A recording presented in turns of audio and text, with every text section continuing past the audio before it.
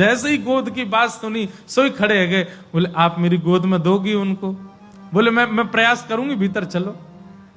जैसे ही महादेव ने नंद भवन में प्रवेश किया, प्रथम चरण रखते ही ठाकुर जी का रुदन धीरे धीरे कम हो रहा है। जैसे जैसे महादेव समीप जाए ठाकुर जी का रुदन धीरे धीरे कम होता जा रहा है। यशोदा मैया बोली हाँ हाँ ठीक है रो, ठीक है रो, ठीक। सुनो बाबा देखे वापिस चलो जा, ठीक है को लाला तो।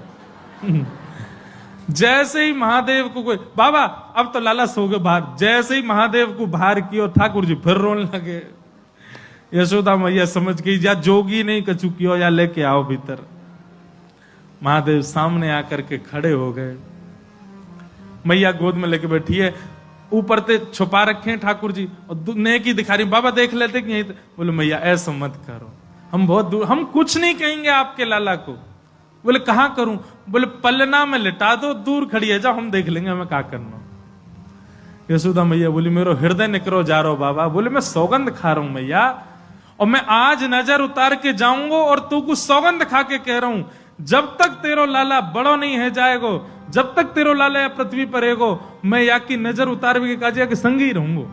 तेरे लाला को कभी कोई की नजर गुजर नहीं लगेगी, मेरो वचन है मैया, तू एक बार रख दे।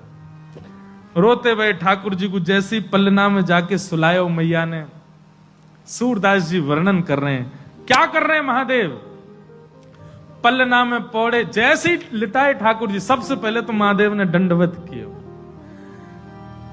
यशोदा मैया कह रही बाबा तू तो ऐसे दंडवत करे जैसे कोई परमात्मा है। बोले मैया तू कहा जाने, तेरी गोद में कौन खेल लो है। अपनी श्रृंगी निकाल करके मुख से लगा करके जैसे ही स्वर प्रकट कियो, आहा वह स्वर को सुनकर के नेक से गोपाल जी रोनो वोनो तो भूल गए, शांत है गए। सब गोपियां सब देख रही हैं ठाकुर जी को, और नेक से ठाकुर जी के रुदन तो दूर है गए, मंद मंद मुस्कुरा रहे हैं, मंद मंद हंस रहे हैं, मंद मंद आनंद में भर गए।